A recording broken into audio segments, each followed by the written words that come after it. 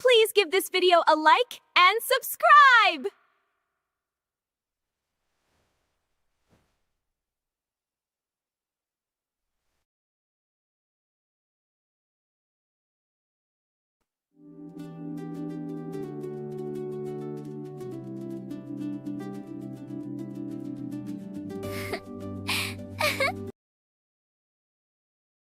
If you know what's good for you, you'll follow us on Rumble.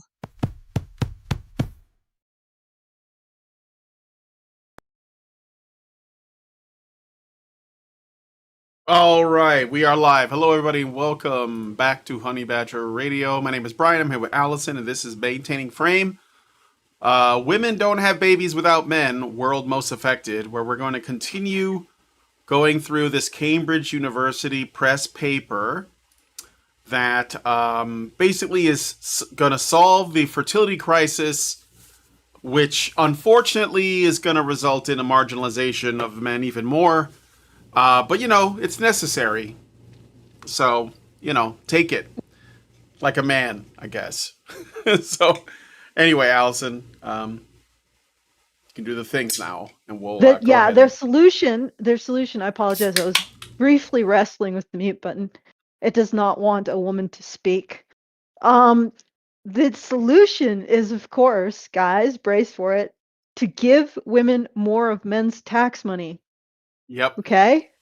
Yep, that's their solution.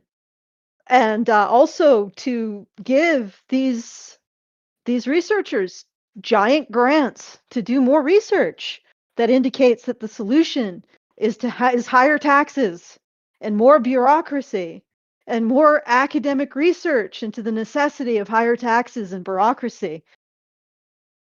Yep. Is anybody surprised? Is anybody shocked by this? But yeah, that is their solution.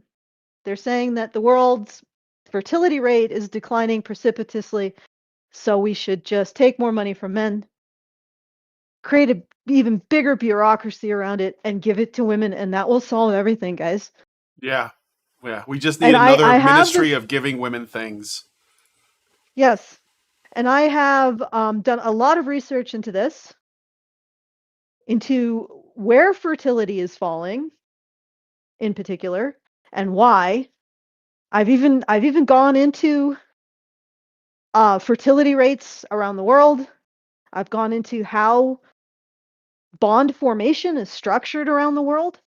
I've identified multiple bond formation regimes and how they interact with economic factors, funding factors, social factors, legal factors, all kinds of things. I've done a lot of research, and I can categorically say from all of my research that what these people are proposing, what these researchers, using that term very loosely, are proposing will only make the problem that much worse, because women don't make babies without men.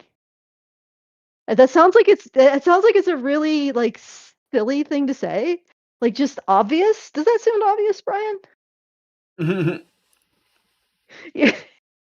But it's actually deeper than that, than the obvious the obvious surface level understanding of it. But these people refuse it. They refuse it apparently on every level. Because I don't know, I guess they're going to do sperm banks or something. But regardless, right? Women do not make babies without men. And there are many layers to that. It seems obvious, it seems simple, it seems sort of like a shallow observation, but there is actually a deep wisdom to it that we'll cover in the course of this meandering podcast, where Brian will probably let me talk too much. But anyway, I'll do the things before we start. If you would like to support the show, feedthebadger.com/support. I don't usually do that one first, but I'll do it first this time. Very best way for you to just support us so that we can continue to bring you this analysis that for whatever reason doesn't get government grants. I don't know. I don't know why. I guess my analysis just isn't really conducive to being funded by the government. Because it doesn't explain why we need more government. and the government isn't interested in funding that. Well, What a shock, huh? as a matter of fact, what we talk about, if it was actually, listened to or even implemented, would probably result in the government being less necessary, which is the reason why it needs to be ignored and monitored and Yeah, essentially like and not just minimized the in terms of government. its reach. Not just the government. It would probably delegitimate a lot of financialization schemes, fed-back financialization schemes pursued by corporations. But like that's I think that's probably the big sticking point, guys. We just are not fun. All right? We're just not fun people. Not good for business. All right. Anyway, so if you would like to support us, you can go to feedthebadger.com/support. We are only supported by the little guy. That's it. It's you guys. You do it. We still exist. We're still able to say this stuff. So do that at feedthebadger.com/support. And if you would like to send us a message at any time during the show, you can do so at feedthebadger.com/justthetip, which is the very best way for you to send us whatever funds you'd like to send us and a comment with those funds. So once again, that's feedthebadger.com/justthetip. YouTube gets none of that, which is probably one of the reasons why our channel remains slightly small, because I keep sending you guys away from YouTube, and YouTube does not like that. But I will continue to do so. Because I don't know, getting off of YouTube is probably a good thing, right? Get off YouTube, give us a comment and a tip, and then come back and listen to us, and then get off YouTube and go play with your dog, or your kids, or your wife, or something. Anyway, feedthebadger.com/justthetip to send us those messages, and if you want to join us and listen or read more of my analysis of things, you can do that at badgernation.online. That will deposit you in a Discord, so don't freak out. Once again, that's badgernation.online. All right, let's All right. Before we begin? start, Oh. though, we did get a super chow last night after Hannah's show was over, but she didn't read it because it was after. So I might as well read it out and then we'll go ahead and jump in. So the official reverse traditionalism channel on YouTube gave us $5 and said, I think the easiest way to avoid foreskin creams is to choose hemp-based creams since most of them don't contain foreskin by default. Hemp kicks ass. Thank you for that. That's not going to stop them. I think that one of the reasons why the foreskin cream is popular is because it's foreskin cream. And I think that there are people who want that. Like they think it makes it more high end, right? So, but appreciate the suggestion. I just don't think Oprah will be convinced. Richard Bier gives us $5 now. He just did. And he says, at some point in the future, women will just get a kit from IKEA to assemble into their desired baby. All right. Thank you for that. Can I just get in there with that? I find it astounding. Don't you think that the oppressor group of our society has parts harvested for the vanity of the oppressed group? Yeah. Like, I'm pretty sure that's never happened. I mean, it's new. It's a completely novel situation. It's a completely novel way to oppress. Is to tell them to buy your foreskin cream. Yes. Construct. If it weren't for the fact that we knew they were privileged, we might even suggest that a newborn baby is the most vulnerable member of society. But we know that they're male babies, so they obviously have privileges. So they're privileged. Yeah, privilege does a lot of things, Like, it justifies why we have an industry that uses baby foreskins to create face cream for women. And it justifies why we send men to war.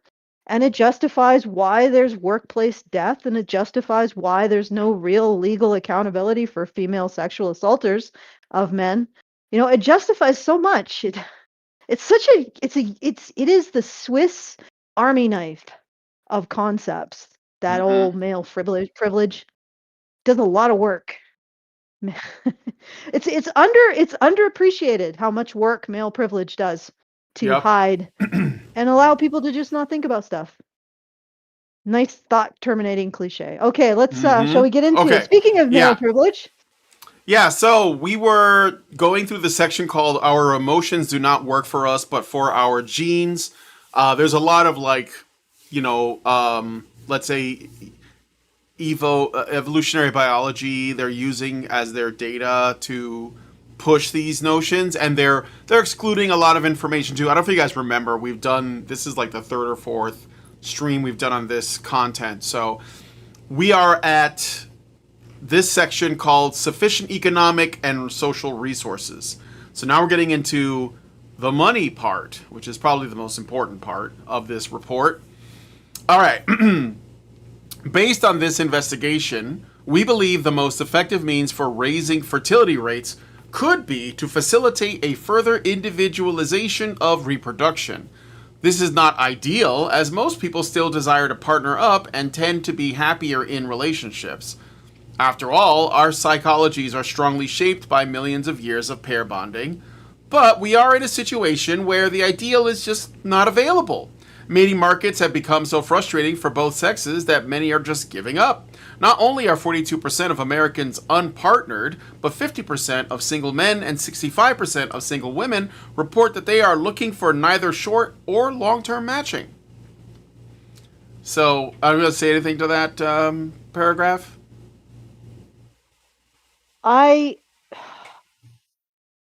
Well, getting to the money part. Yeah, it looks like they're just saying, I mean, I guess people would prefer to just pair up and have babies like the old-fashioned way, but it's just not happening, and there's no explanation. So I guess we just got to move on to some more technocratic methods. Okay. Well, they're skipping a lot of stuff here, right? So when they say that 50% of single men and 65% of single women report they're not looking for neither short nor long-term mating. Well,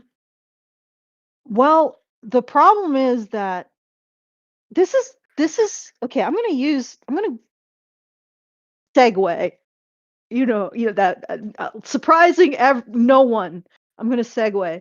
So there's this thing they do with unemployment stats. Unemployment stats, right, Brian? Like, who's employed? All right. So what they do is after about 6 months or maybe a year, many people, or several years, people will become discouraged from trying to find employment, right? And in the employment stats, they just quietly shuffle those people under the rug and they stop counting them. So they only count as unemployed those actively looking for employment. They don't count those who have been discouraged after a protracted period of unemployment and are no longer looking. They just fall from the statistics. And the reason why I bring this up is because this is sort of the same situation here. 50% of people, or 50% of men, 65% of women are no longer actively looking because they're discouraged. Or it's highly probable that they're no longer actively looking because they're discouraged. To count them as people who don't want a job is like counting those discouraged people who've been trying for years as unemployed, as not unemployed, but just, I guess, happily not partnered with a job, right? Because they've given up. Yeah. Yeah, there are people who want to be single, and there are people who just find it difficult, so they're sort of forced to be single. And they've given up. Well, they are saying 42% of Americans are unpartnered, but 50% of single men and 65% of single women report that they are looking for neither short nor long-term mating. But again, like what's the age group here we're talking about? Well, it's probably young-ish, but like I said, what this reports on is, and there's no clear unambiguous. Yeah, is that what you're going to say? It's ambiguous what they're reporting here, because there's not just people who don't want a relationship, like you said. There's people who are discouraged because it's been so long. Yeah. And they're lumping them both in without telling us which it is. If it is discouraged, then the way that we deal with that is to somehow improve the situation for bonding, which I think is entirely possible based on my research. on fertility and Of pair course. bonding around the world. I think we could do it. We could 100% do it.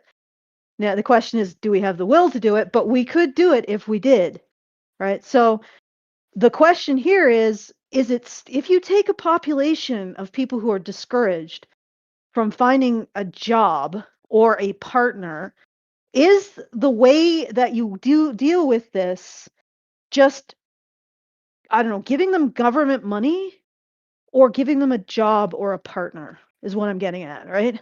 If they Yeah. want a job, getting them a job, it doesn't matter if they're saying, well, I'm not looking for a job anymore. They're discouraged. Getting them a job is what they actually want. It doesn't matter if they're saying, I'm not looking for a partner.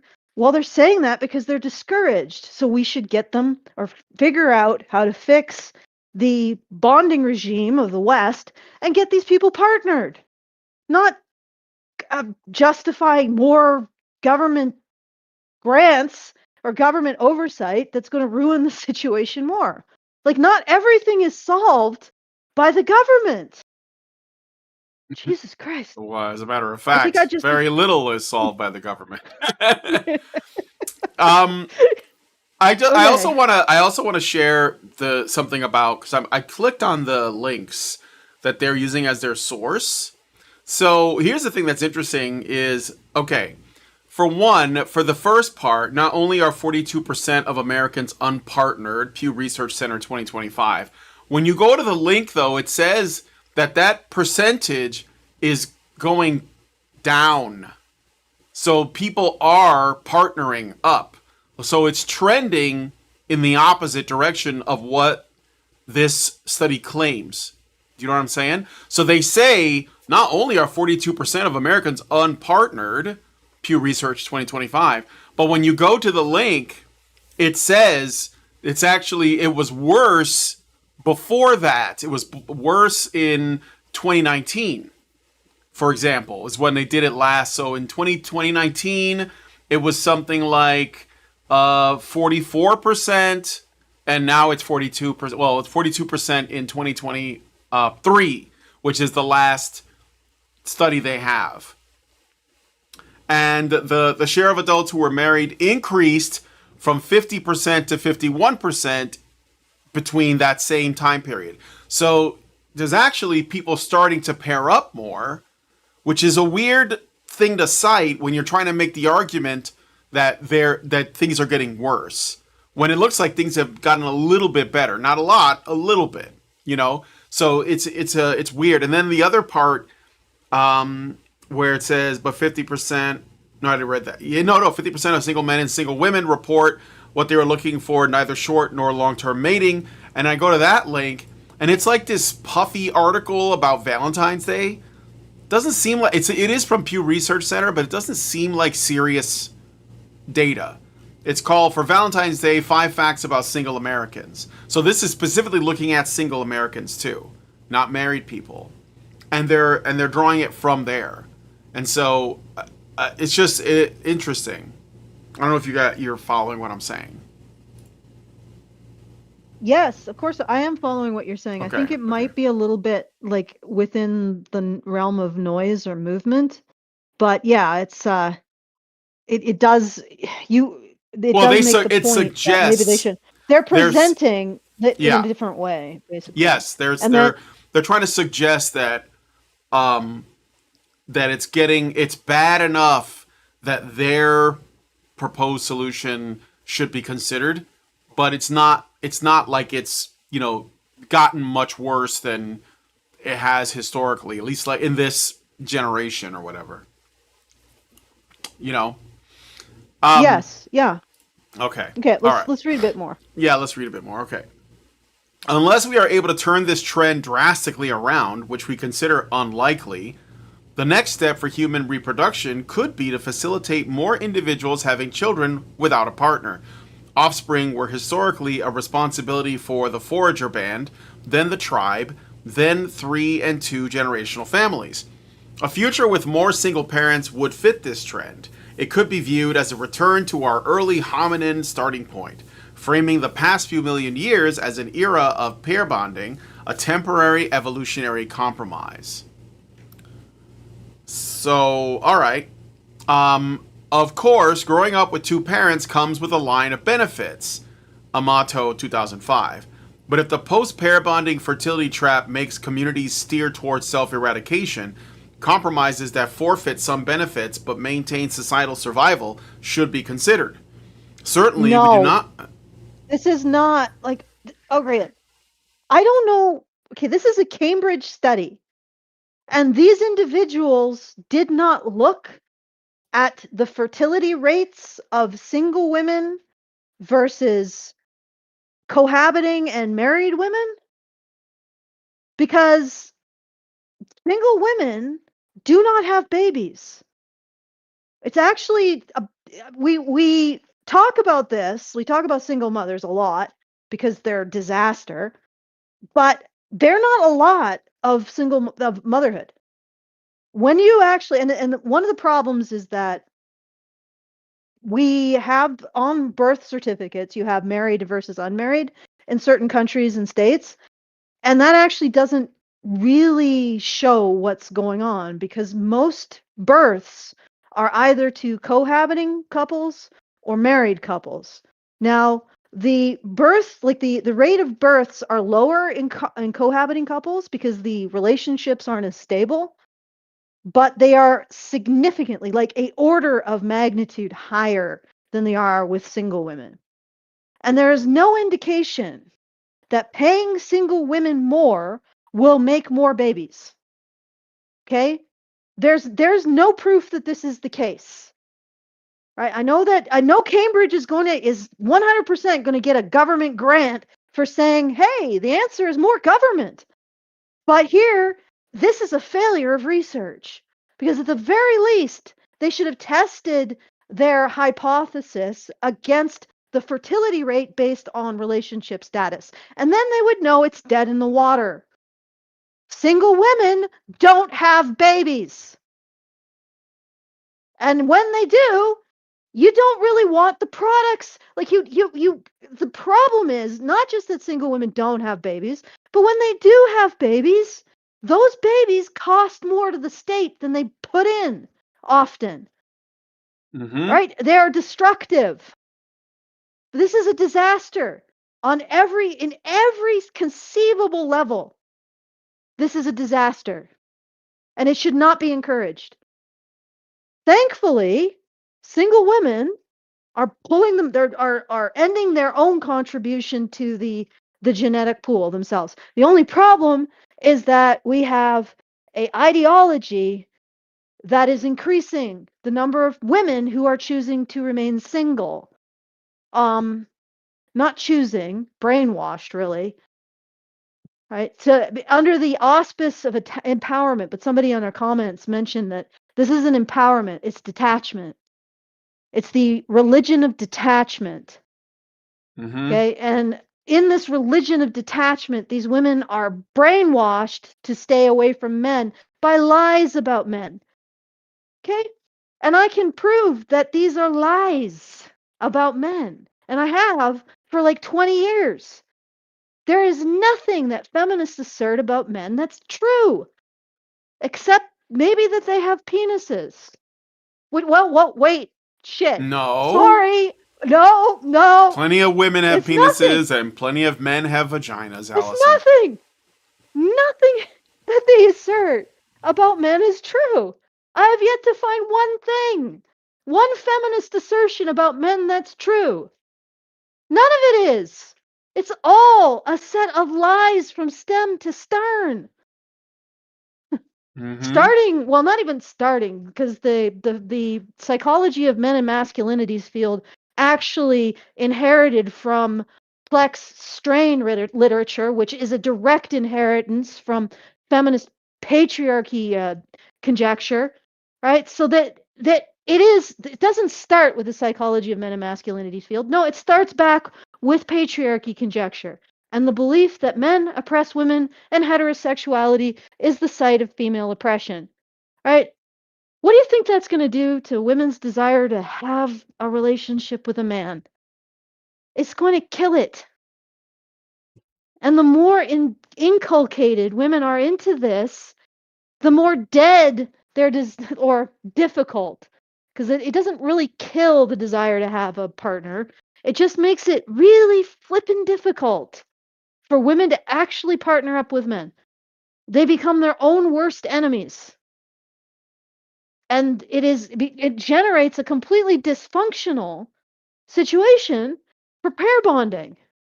Yep. Okay, and I've gone through it at length what this does. I'll go through it really quickly. When you say that heterosexuality is the site of female oppression, you are saying that getting into a relationship with a man is self-annihilation for a woman. What falls out of that? Well, if she still wants to have a relationship with a man, the only variable to maximize is the status of the man she's choosing to be annihilated by. Right? That's out of control hypergamy, right? And then if giving in is complicity with your own oppression, then consent becomes almost diabolical. It becomes something that you constantly want to refuse. That explains the absolute state of the literature around consent, and how it seems like every year they're trying to constrain women's capacity to consent to men, because that essentially becomes complicity with your own self-annihilation. So you get worse and worse and worse and more condemning policies and laws around heterosexuality and heterosexual interaction. Okay. And then also, women become obsessed with being removed, like having consent removed, which explains the rise of dark fantasy, because they still want men. But now, if you choose a man, you're complicit with your own oppression. So it would be better if he kidnapped you and forced the choice. Like, this is the insanity. And I'm saying that directly sourced from a feminist who says that men pursuing women is rape culture, and she writes stalker porn. Right? You square that. And Yep. this level of psychotic dysfunction. And then again, they will swarm. The sisterhood will swarm a woman who makes a sandwich for a man who goes to construction to provide for her, who works a construction job to provide or pay his part of the bills or however their arrangement is. The sisterhood will swarm her and say she's a fool. She's a pick-me. She's being taken advantage of. She's being annihilated. Meanwhile, you have all of these dead-eyed women talking about how the fact he didn't text them after quitting or hitting and quitting is something that they, as a strong, independent woman, they should just metabolize. He has every right. I mean, I'm not saying he doesn't have every right, but they continue to get into that situation. And then they say, well, I'm a strong, independent woman. I don't need no man. I'm just going to cry into my plush kitty doll. Right. And so absorbing that, tolerating being treated like a sexual convenience is feminist, but making a sandwich for a man who's committed to you for life is being a loser. You see all the dysfunction that comes out of just that one teaching, feminist teaching. All of the dysfunction that people talk about with women, the insane standards, the inability to commit because, well, they've been taught it's self-annihilation. Right? The crazy making behavior towards being pursued or being asked out and then responding so badly. Right? All of it comes out of this. That what they've been taught is a dysfunction, specifically, apparently, judging from what feminists say, specifically designed to basically break women's ability to pair bond, to destroy it at its source, and turn them into an unbondable mess of contradictions. Okay? Right? Maybe we could bringing it back to the topic, maybe we could start by getting rid of that. But like I said, there is a solution. The question is there a will to pursue the solution? That's the question. All right, let's read a bit more. I'll be Okay. quiet. I got another super chow, or a couple more. I'm going to read them and then I'll continue. The official reverse traditionalism channel on YouTube gave us $5 and said, off topic, great. Female MRAs are cool and everything, but I feel like a lot of red pill women are kind of sketchy characters. I feel like a lot of them like going into spaces for vulnerable men and saying, yeah, we're doomed, boys. Women will always have impossibly high standards, and then turning around and saying, by the way, that's why you have to feed my high standards. Thank you for that. I got no comment. Richard Bier gives us $5 and says, like, we haven't seen the results of government-enabled single motherhood. I shudder to think about the consequences of many single mothers being Carrie Bradshaws or Manifestel types. All right, thank you. Manifestel would never associate with anything that can't bring its own bag. No. That creature is not going to have children, or maybe she does, and she has a normal, loving relationship, which she just hides from camera while exploiting the hell out of the women who listen to her. Yep. Okay. All right, so now back to this. Certainly, we do not argue against pronatalist policies that target couples. Quite the contrary. We think this strategy is also a good idea, although one that is unlikely to have a strong enough effect. So again, they're telling you, we're doomed, just go with our idea. We don't disagree with your idea, we just don't think it's going to work. We therefore see a need to rethink how post-pair bonding societies support single parents. To incentivize more individualistic reproduction, people willing to have children alone could be offered additional social and economic resources. People, you mean women, they're not going to give that to men. This is not a vision of women rejecting men, but of a society that ensures women who cannot obtain commitment from acceptable partners are not prevented from becoming mothers, so that survival level fertility can be restored even if pair bonding rates remain low. Conceivably, piloting such supports could refocus national attention on the fertility crisis, nurturing a wider pronatalist culture that, beyond enabling solo parenthood, might also raise fertility within relationships. All right, do you want to say anything to that paragraph? Or should I just keep going? Let me see. I'm busy arguing with punished Claude. Fertility. Oh, conceivably piloting such supports could refocus national attention. No, we've done this. Yeah. We've done this. These kinds of incentives may provide a short temporary boost. They do not fix the problem, because the problem is the pair bond formation. That is the only. Okay. So survival level fertility can be restored even if pair bond rates remain low. No. The presumption of all of this, that all of this lies on, and why I titled this, is that men are a optional feature to human fertility. They are not. Okay? And again, yes, single women can have children, although often I think it's, well, whatever. Single women do have children. A very small number of them do. Okay? Yeah. But for the overwhelming majority of women, they are not going to have children without a man in the picture. Because this is the thing, and this is my hypothesis, bit different from their hypothesis. Not all of my hypothesis has to be true, because a lot of this is just what I observe. My hypothesis is that because human reproduction is so difficult, and what I mean by that, people don't realize it is. It is very resource intensive, and in particular, it's difficult for a couple features that human beings have. Okay? Our children get heavy before they get mobile. A chimp baby can cling to its mother throughout most of its early development. A human baby cannot. So human babies need to be carried everywhere, but they have no ability to cling. So they have to be actively carried. That's really difficult. And as they grow, they gain weight faster than they gain the ability to move.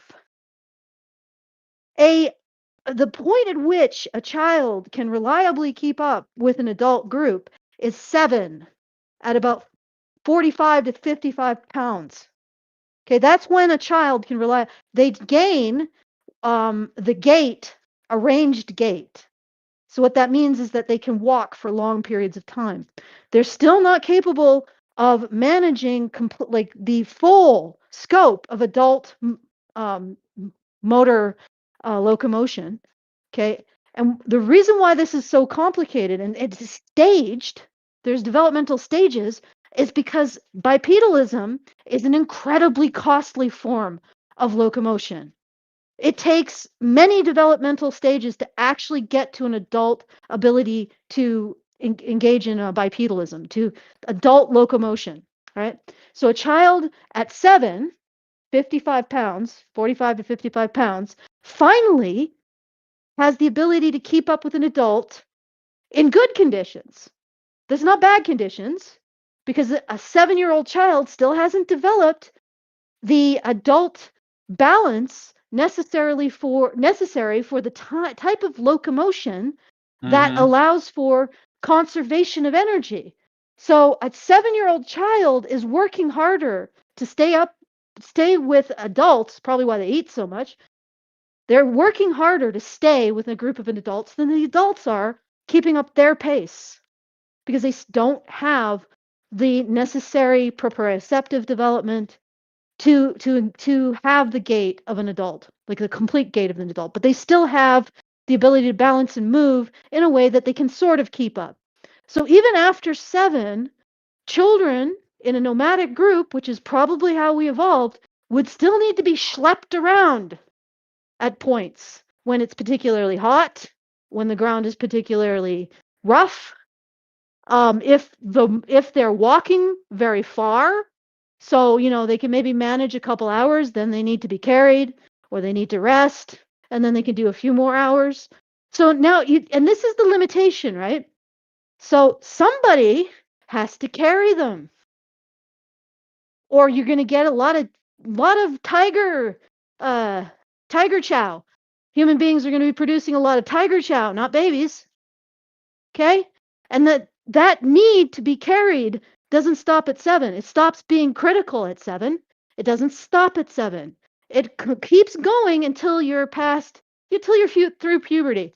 At that point, you've gained an adult ability to have this kind of gait that conserves energy, which again requires adult balance. And also you have adult thermal regulation.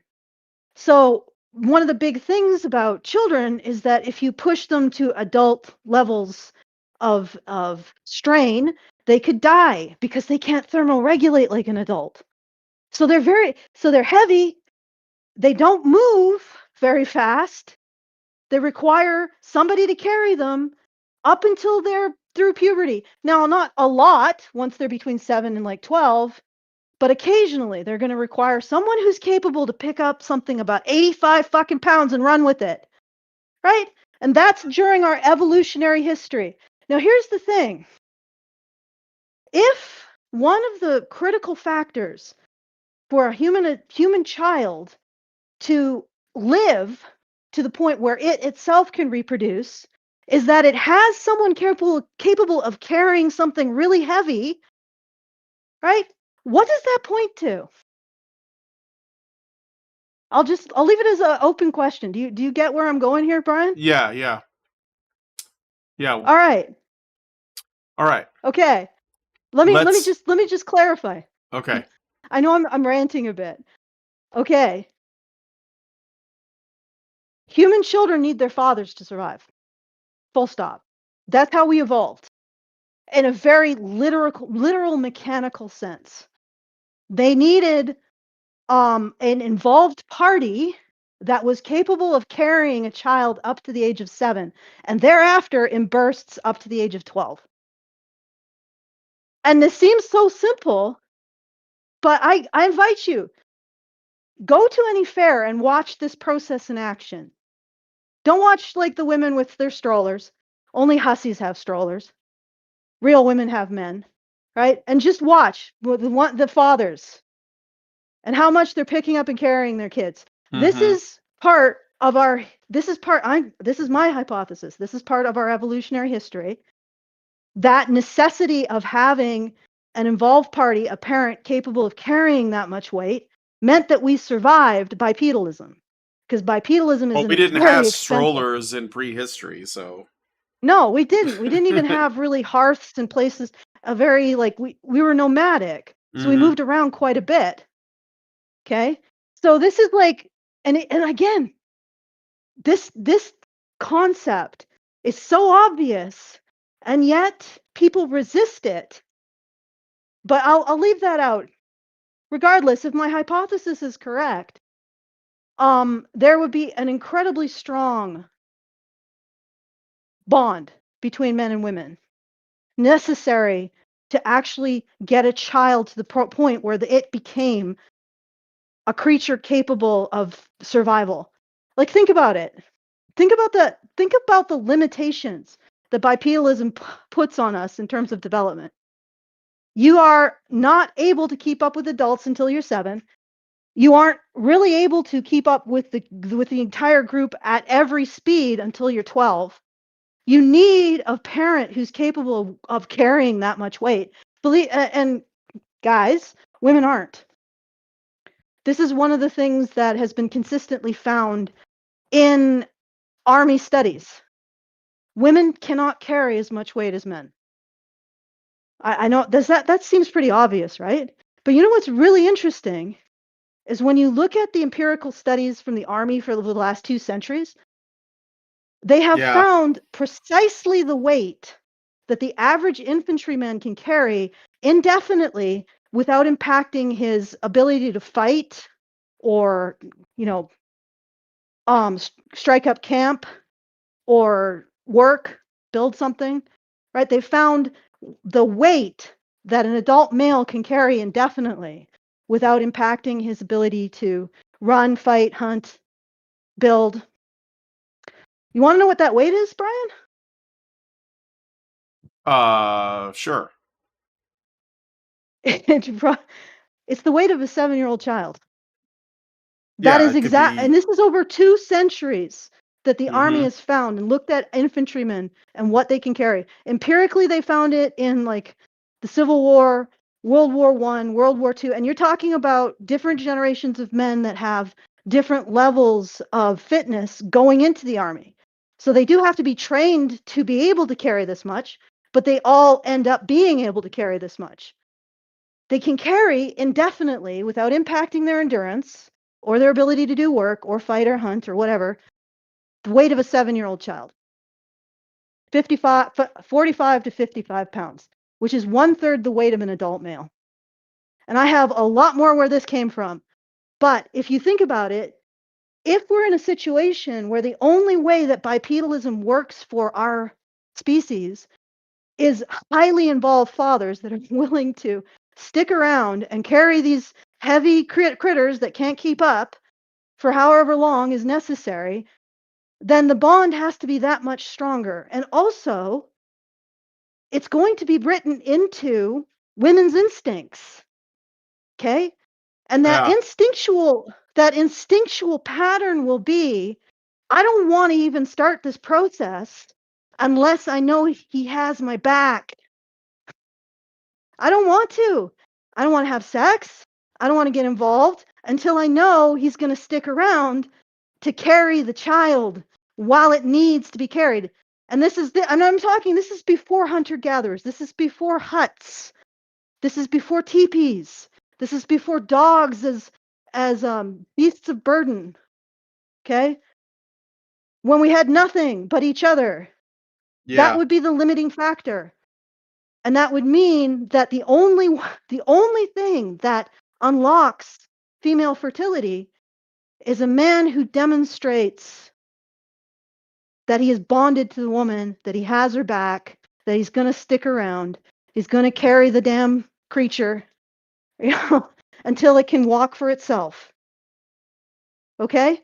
And that means that the only thing that will make the human race fertile again is to restart human pair bonding. That's it.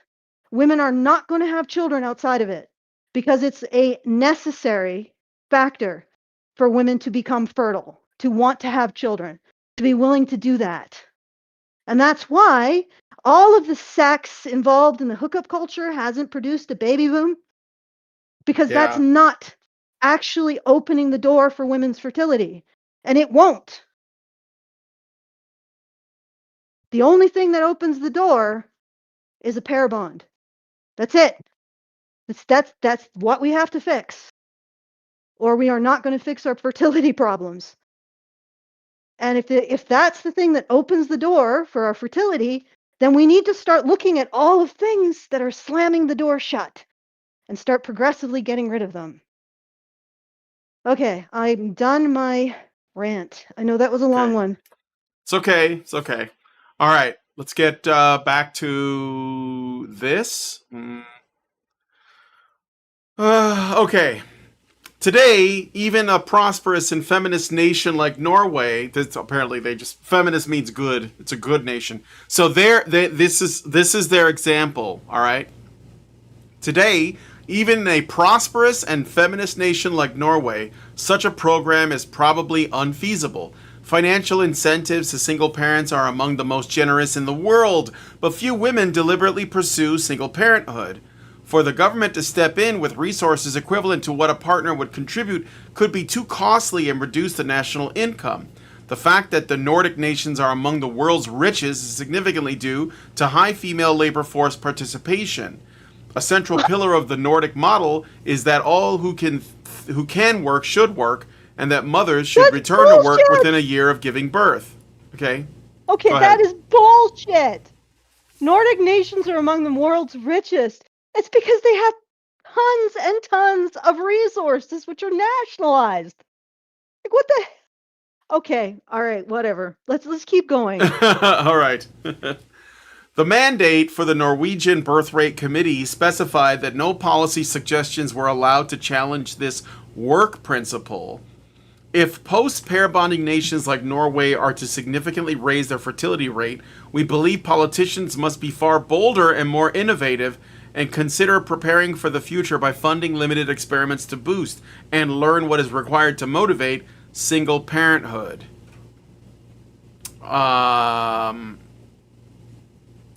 Okay, do you want to say anything to that? God. I don't. Well, I want to say that. I want to know something about Norway. Go ahead. Go ahead. Okay. Essentially, what my long digression was establishing is that if you think that the idea or the way to deal with this situation is to promote more single motherhood, even though we have ample evidence that that doesn't work. It doesn't work. Single women do not want to have children. I mean, maybe it happens by accident or whatever, but they don't want to have children. Right? The evidence is unequivocal. Yeah. If you want children, you need to get women pair bonded again. And you need to get rid of everything that's in the way of that. And that isn't men, by the way.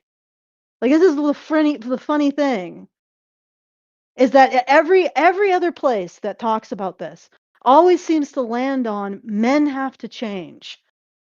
Right? Men have to somehow square that circle when it comes to women's deranged and disordered expectations, which are not actually deranged and disordered if you understand what they've been taught about heterosexual relationships and relationships with men and what men are.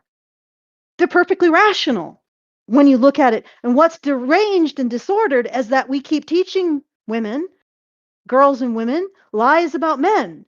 We keep making the way that men love illegible to women. Right? We keep saying that heterosexuality is the site of oppression. Right? And that's impeding their process of finding, like I always say, go down to the park, the men in the park are free. Yeah. It's like the resource is right there. So the only way to stop the pair bonding is to give women a dysfunctional belief about it and about the men that they would pair bond with. Right? And like there is, yes, Men are immature. Women are more so. But the thing is that getting in a bond matures you. So it's like even the whole, oh, men are too childish. That's bullshit. That's like, yes, everyone is until they actually take responsibility for something beside themselves. Yeah. But anyway, it's like this constant drumbeat of blaming men when men are the thing that women would want if they weren't being lied to about what men are. Like this seems to be the most astounding, radical thing to say in this day and age.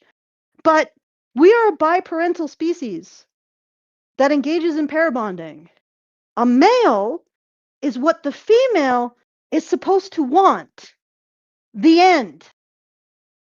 Astoundingly controversial to say here, but this is just from first principles. And not just that, we're not just any biparental pair bonding species. We are the biparental pair bonding species because our form of locomotion is so expensive and our children are so heavy, so their developmental stages are almost obligate, or actually, I would say they are obligate. They're paternal obligate. So children in the wild don't like having the contribution of a father isn't optional. It's the thing that stops them from dying, from not existing anymore.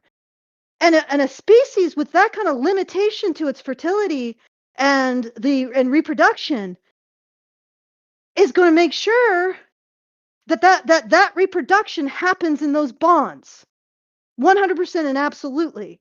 So we're not just a pair bonding species.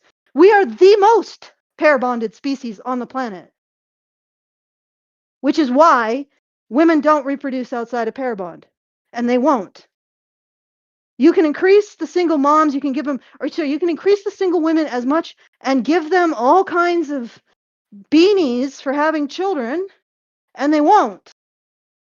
Not in any significant degree. And in fact, they're decreasing how many children they have now. So, for example, Australia actually tracks fertility of single women, cohabiting women, and married women, because that's really critical. You can't just look at the statistics on unmarried mothers versus married mothers, because they don't show you which of those mothers are cohabiting in a lot of places. So they're not the correct statistics to look at, but Australia does.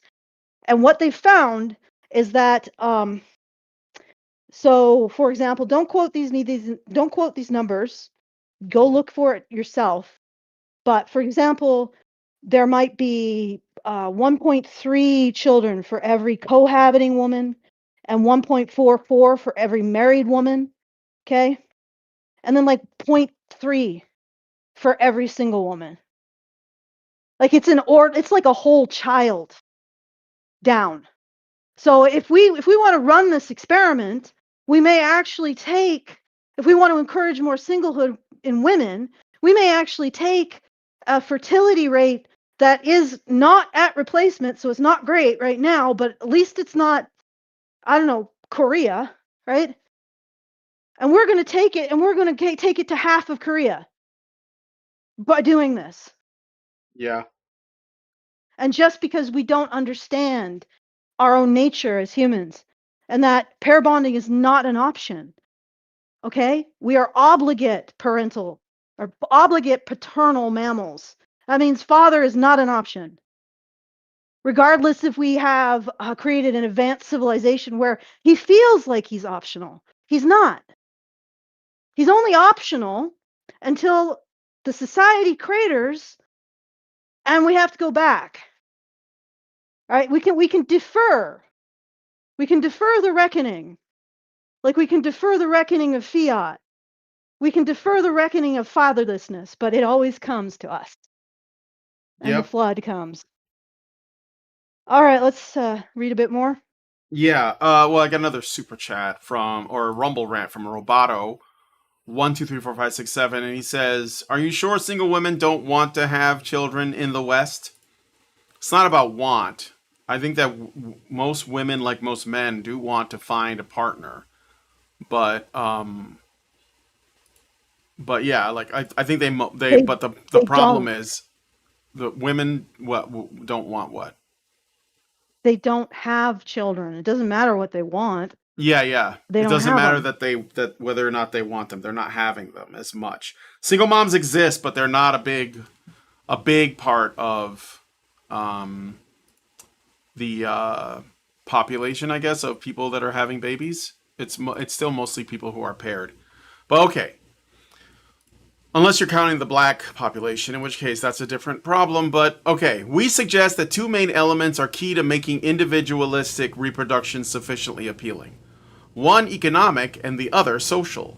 Women must feel economically secure, regardless of whether they want to work full time, part time, or not at all while raising their children. That is why we propose experiments should begin soon to find out what level of economic resource transfers are required for enough women to choose to have children on their own. All right, so this is an issue just with this paragraph. Women must feel economically secure. Why? What does that look like?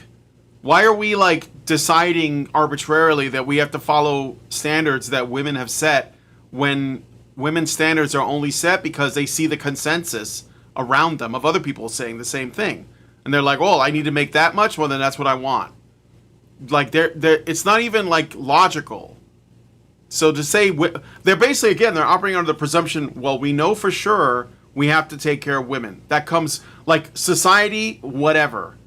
Civilization, population, none of those things, family, forget all that. How comfortable before we even get into that, how comfortable are women with whatever it is we do?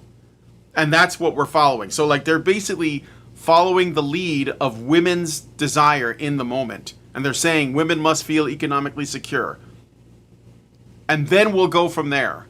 So, and they don't even know how much it's going to cost. It says that's why we propose experiments should begin soon to find out what level of economic resource transfers are required for enough women to choose to have children on their own. So they got to figure out how much free money to give women to have babies. And who knows what that's going to be. Nobody else matters. Nobody else matters. The children don't matter in this formula. The men certainly don't matter in this formula. It's all what do the women want. They only matter. They only matter insofar as they pay for all of this. Mm-hmm. Oh, so why is it that again? I pointed this out like some shows ago, and there was of course a feminist in the comments who was doing the usual bad faith argument. Mm-hmm. Why should men contribute to this? Yeah, why should men get jobs, anything over subsistence level? Right? Why should they contribute to any of this?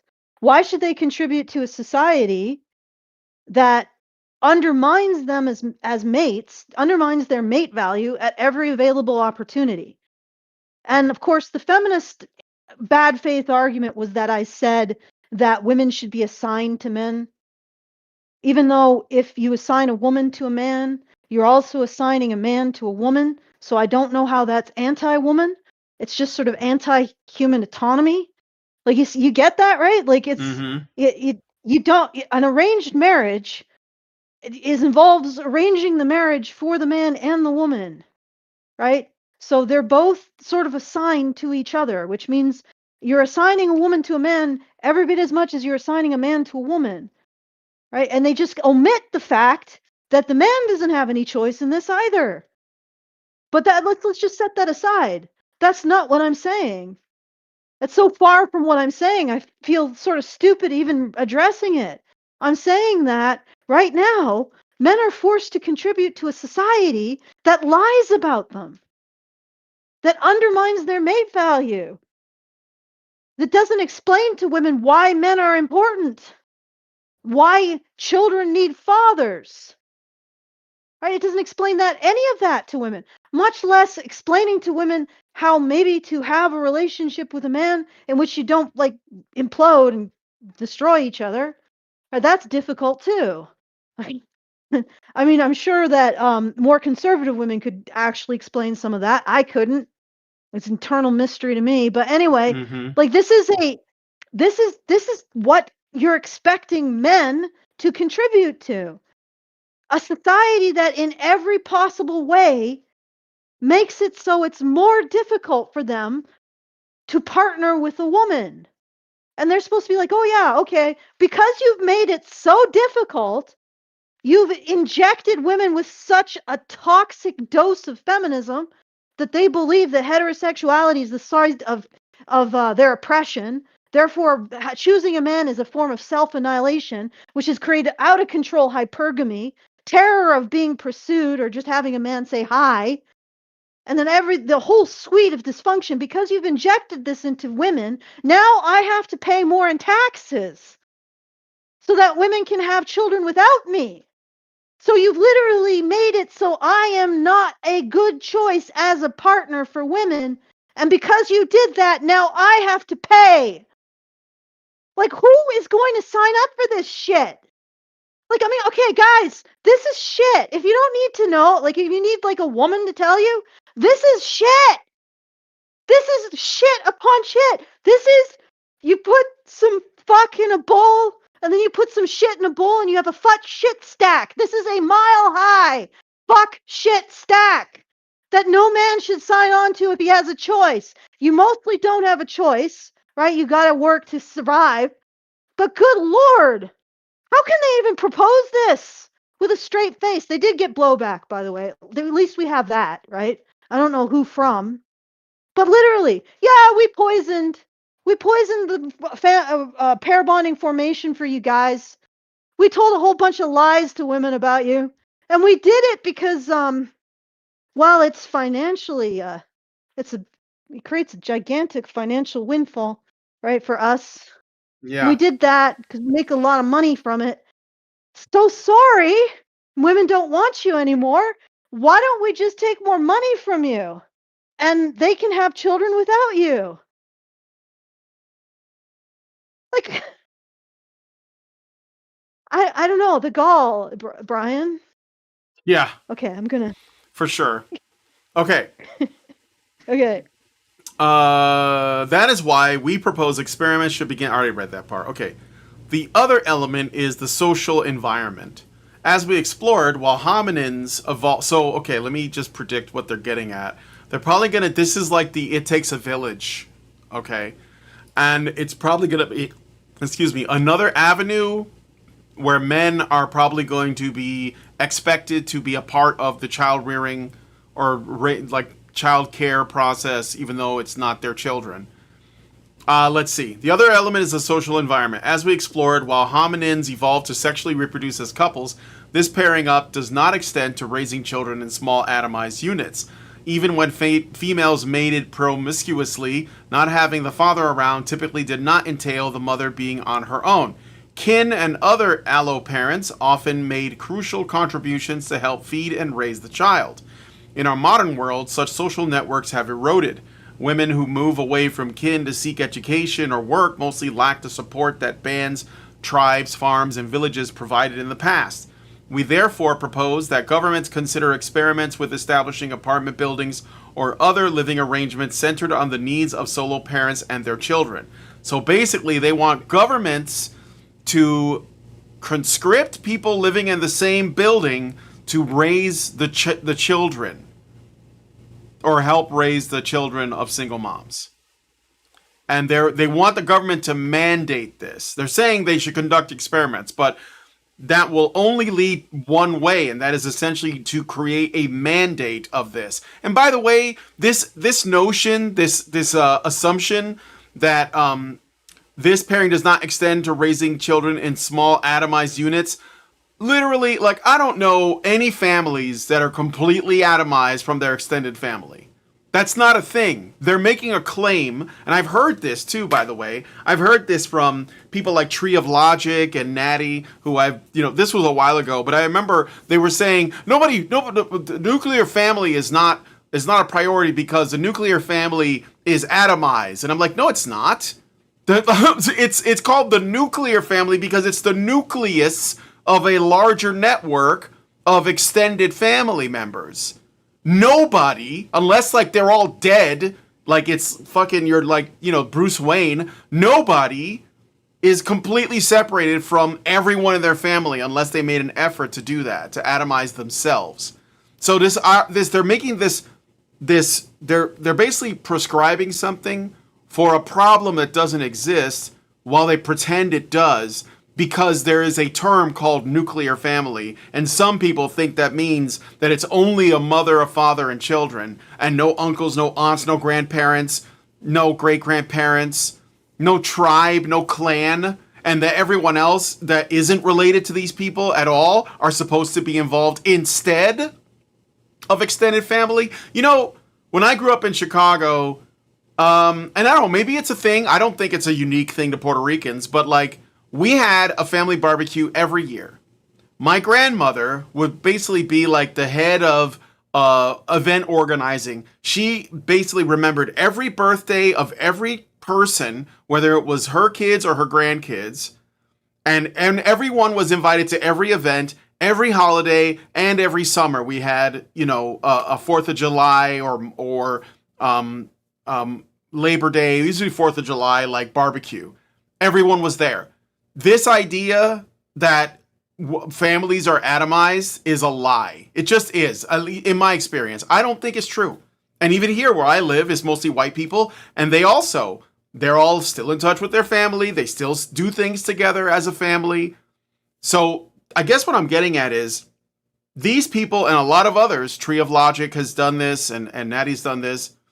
They have tried to make this ridiculous claim that whenever someone says family, they're referring to only the mother, father, and kids, and that there's nothing outside of that. And that's retarded, because that's just not the way people operate.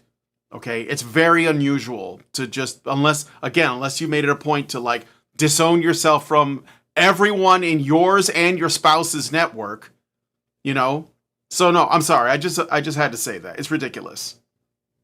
So yeah, and they're trying to create yeah, go ahead. I'm sorry. No, seriously, it is. And please feel free to speak, because I'm sure when I speak, people are like, what the fuck is she talking about?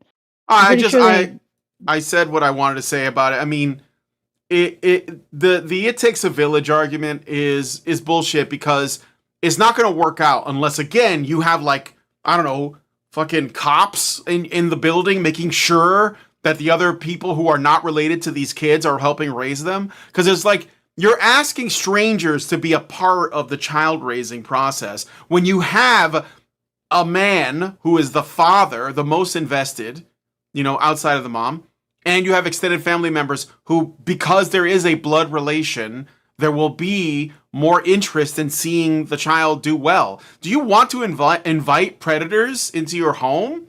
Because that's how you get predators.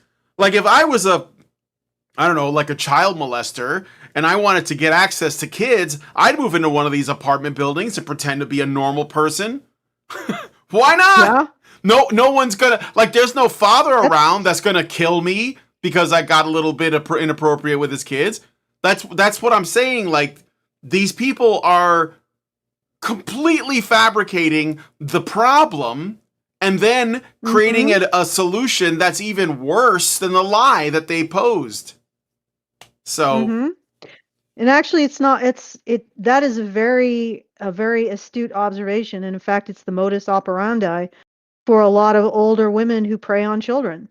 Yes, they will find a single mother, or maybe like a more marginal couple, and they will offer their assistance to babysit the child. And then they're not suspected because they are an older woman. And then they can, do whatever they want with the kid while the parents or the mother is not able to take care of them. So yes, this is going to be basically producing predator factories. Yep. It's a horrible idea. Everything in this paper is a horrible idea. And again, it's only being proposed because we live in a society where it's a controversial statement to say that women don't have children outside of a pair bond. Yes, some single women do. Okay. Not a very good outcome for the kids. But for the most part, the majority of women do not have children outside of a pair bond. And a father is a necessary component for human fertility. And we can't acknowledge that. And we can't acknowledge how much we've screwed ourselves when we created this nonsense about heterosexuality being the site of female oppression. How much we absolutely boned ourselves when we did that. Of course, we're not as boned as Korea, but Korea is a special case. We could be as boned as Korea if we did this. I mean, we're on track Like, to be. well, okay, I know that we talk a lot about reduction and fertility, but I've been looking much more closely at it. And yes, we have a problem, but not as much as Korea. And I don't think we could possibly have as much as Korea. Korea is like the canary in the coal mine. We have the opportunity to learn and pull ourselves out of what we're doing if we take it. Now that's the question. But if we do what these people suggest we should do, which I really hope we don't do, we will take our fertility from, I guess the US is at 1.6. I think Norway's at 1.5 or something, maybe 1.4. Right? They will take that, and Korea's at 1.7, right?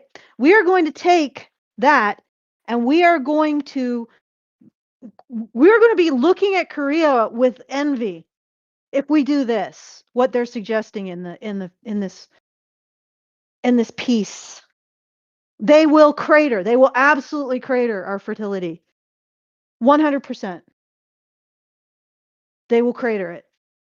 We can't afford to increase the messaging that around singledom and women. We can't afford it because there's one factor that's keeping our fertility up, and we will destroy it if we pursue this. Yep. Yeah, it just won't work. And again, I hope that they aren't really seriously suggesting we're going to do this. Well, okay, let me put it this way. Maybe I'm being a little bit over sweeping. It might not be that this destroys the one factor left in the West that's keeping our fertility up, but it will contribute to its destruction. And if they actually got and I'm just using the just assuming for the sake of argument, they managed to make it so they maximize single woman's fertility, we would still probably be at half Korea. Well, no, we would be at half Korea. Mm-hmm. Now, what they're doing may not actually crater what's keeping us from at the floor of about 1.4, 1.2, 1.4. Yeah. It may not actually affect that, but if they got their way and all fertility was single woman's fertility, we would probably be at half Korea. We would be one half Korea. We would be basically sterile. This would sterilize us. Now, I'm not saying that what they're proposing can sterilize us, but if it fully materialized, these Cambridge scientists would sterilize us. All right, let's keep going. Yeah. Okay. Offering 24/7 nearby childcare could be key to convince urbanite women to reproduce. Today, being a single mother could prohibit the lifestyle to which many have grown accustomed and have established to support themselves financially and socially. If you pay for everything and have somebody else raise the child. Yeah. Hey guys, the solution is to pay for everything for the woman and then have someone else raise her child. This isn't even single motherhood. It's just single whelping. It's basically like the state's going to raise everyone's kids. That's what it sounds like they want. They want the state involved in raising everybody's kids. And they're basically, it's like the final push to get men out of their homes. And they're acting like they're doing it out of a sense of like duty or caring. You know, well, it looks like you're not making babies anymore. Can't figure out why that might be the case. But hey, while we're here, how about we liquidate the entire idea of family itself and just pay moms to have kids by themselves. And who's gonna pay for the men? I mean, they might as well. It's a duty. They have a duty to their country to pay moms infinity dollars while we basically disenfranchise. Yeah, and to leave them alone while we do that. Okay, men have a duty to pay women not to be mothers. Mm-hmm. Not even pay women to be mothers because they don't have to raise their own kids, but just pay women to give birth and drop their kid off with a stranger. Yeah, this isn't dystopian in the extreme, Brian. No. No, it's just a simple little thing. And this is going to be a tax on actual women who form families and have children in the normal way. The pro-child way. There's going to be a tax on them. They're also going to be paying this on their families. Their families are going to be paying this shit. Mm-hmm. They're going to be paying for some woman somewhere to have a child that she does nothing with, she doesn't even raise. Oh, and she gets to have whatever financial situation. So essentially what they're saying is, guys, you're going to have women and you're going to allow them to live in whatever financial state they want, at whatever level of wealth, however they are accustomed to. They don't have to raise their own kid. And they don't have to work. They can work part-time, full-time, whatever. Somebody else raises their kid.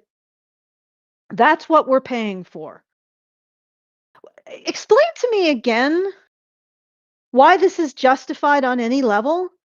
How did this get published? How did these people put this before a jury of their peers, peer review? And nobody in Cambridge was like, this is insanity. This is not just dumb. It's reprehensible. You're essentially saying that we should create a slave class out of men.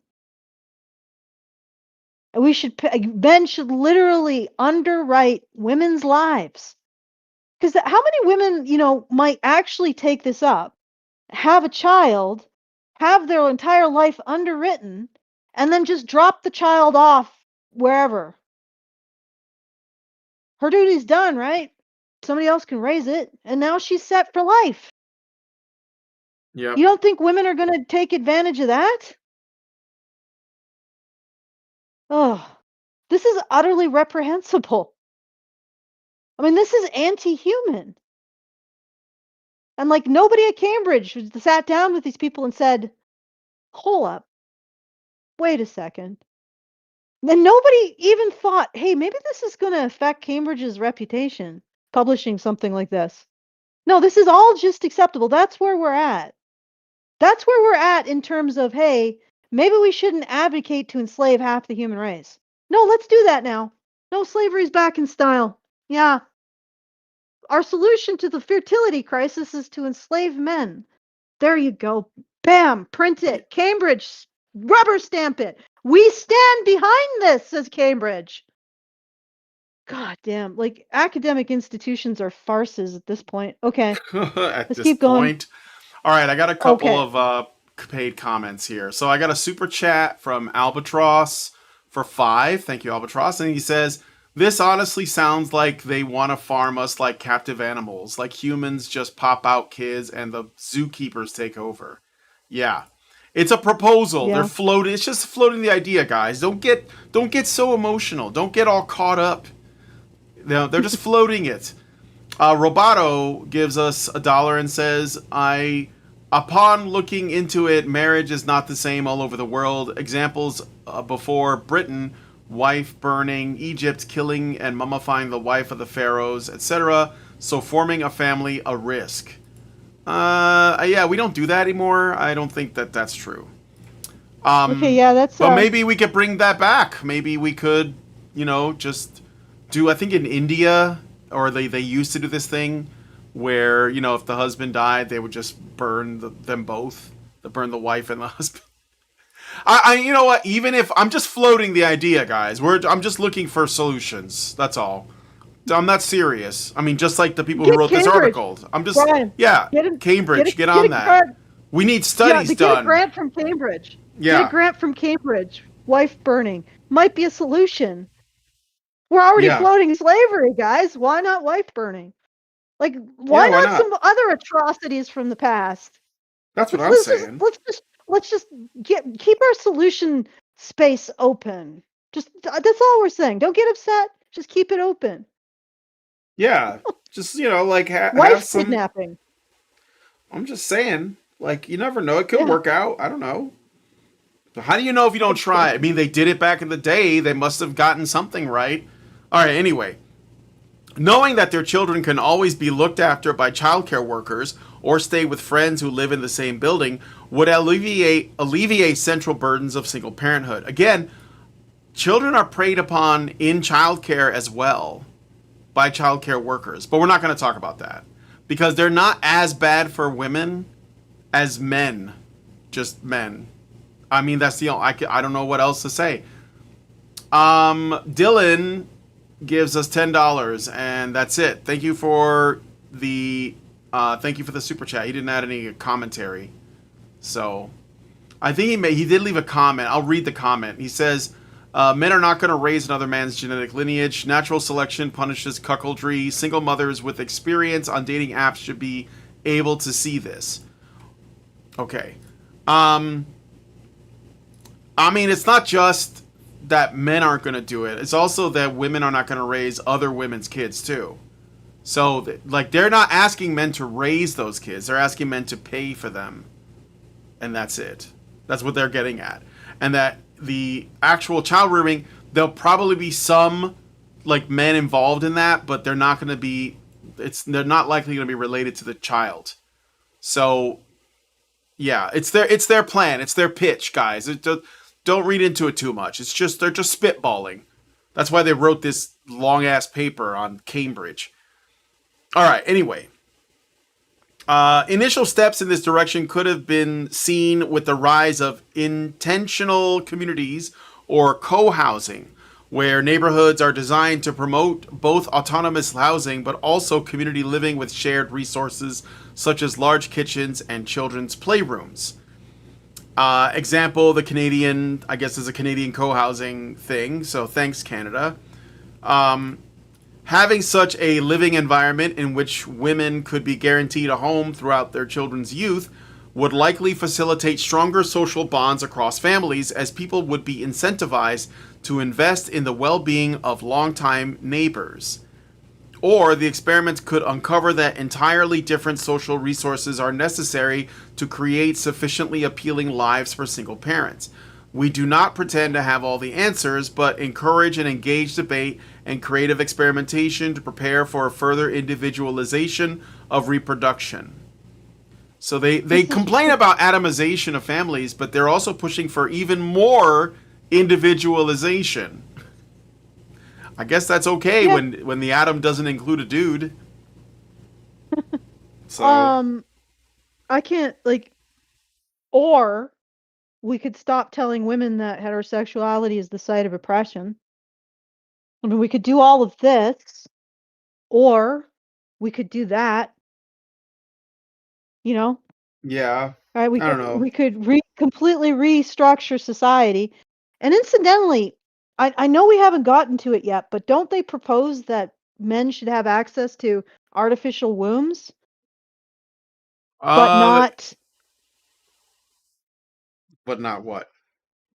but not okay, what I'm getting at is, all right, so well, my problem is, should I start talking about that, or should we wait till we get to it? Because I'm I pretty sure think this we're is gonna get teased. to it. The next section is called male marginalization and demotivation. So maybe they'll propose something for the dudes.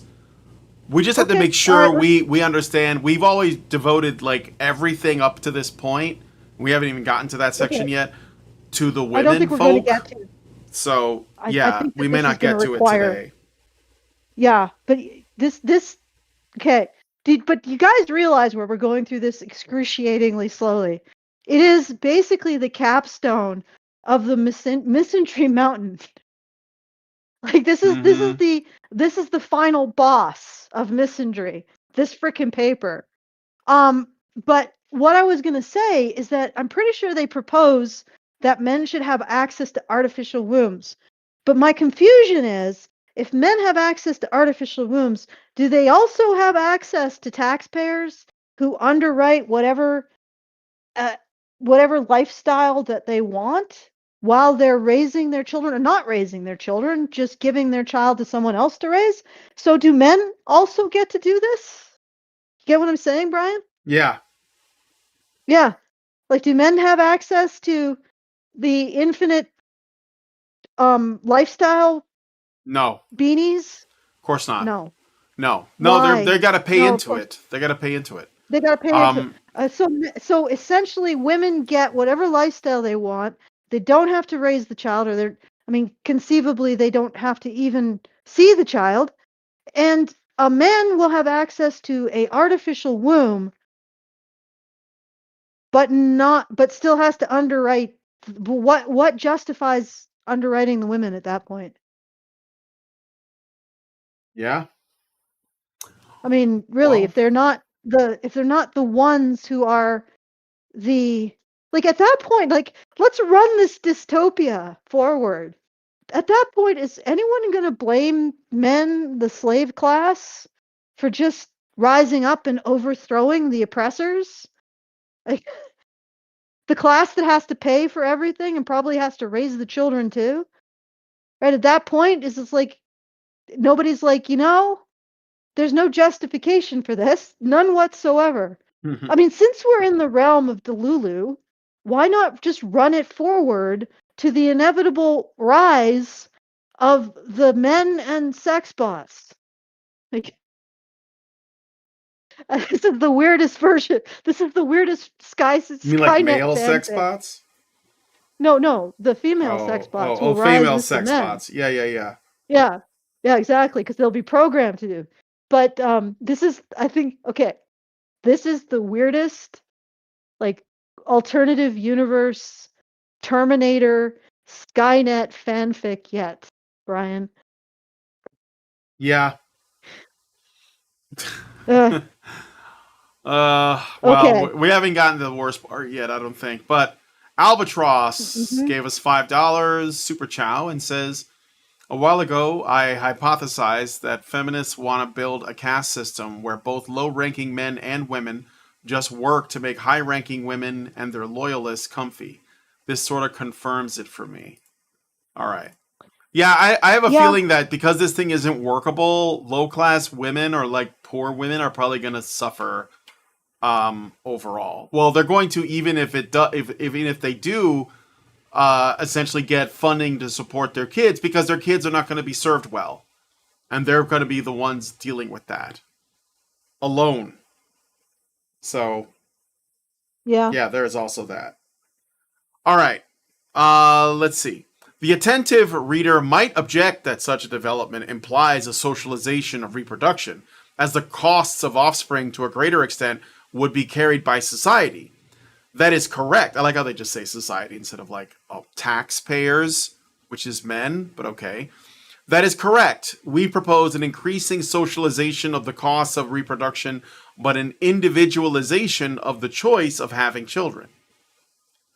We believe that for our modern hyper-individualistic psychologies, such a change makes sense. Now that Homo sapien has become a post-industrial urbanite, the costs of having children are greatly individualized, while the economic gain is socialized. Today's children rarely help out on the family farm. Welfare states like Norway contribute generously, but parents still have large expenses. Children, however, benefit society, albeit once they have grown up. Parents invest heavily until the child is an educated adult ready to pay taxes for decades, but those funds do not befall parents. They go to state coffers to benefit all members of society. Interesting. So they're already, well, let me finish the paragraph. From this perspective, those who do not have children free ride on those who do, because everyone is supported by the younger generations when they retire. So they're saying they're basically raising children the goal is to raise children to be taxpayers themselves, to pay into the system. So they're treating children like basically units of production, not like living beings, while also making the argument that they should be, like, it's better for them as humans if there are no fathers in the home. So, all right. Alison, do you want to say anything to that? That's the last paragraph in that section. So I don't know if you wanted to say anything about that. All right. Now, I have done a lot of research into this. Unlike these Cambridge scientists who, I don't know what the hell they were on when they wrote this. This is they could have done the least amount of research over demographic and fertility shifts in the world and know that this is not an answer. I mean, this is a joke. Well, let's just take away all of the ethical considerations. Did they not look at family composition and fertility around the world? Because I can tell you, all right, that single women do not have children as a matter of course. Yes, there are exceptions, but not enough to carry the fertility of a society. And if you require single women to carry the fertility of a society, which is what these individuals are proposing, then you will crater your fertility far below even probably what you see in Korea. And the problem is that single women's fertility gets worse generationally. So their fertility was higher in the past when they could lean on uncles and granddads and brothers.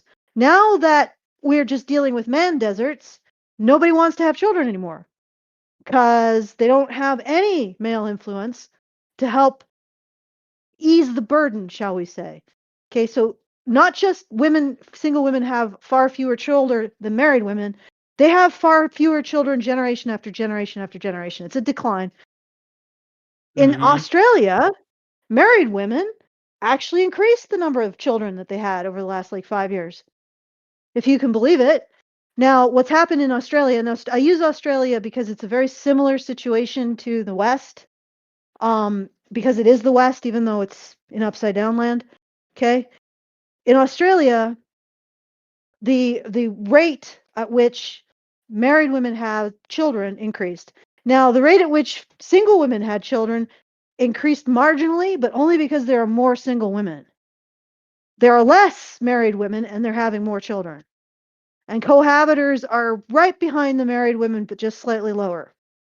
Okay, so women in relationships are the ones who have children. Now we're going to take this away from the West and look at other places around the world and the different types of family or bond formation regimes that they use. I don't mean regime as like a negative thing. It's just like a way of bond brokering. Maybe I should use bond brokering, but it's just how they form bonds generally. What are the social factors that go into a man and a woman getting together in a relationship?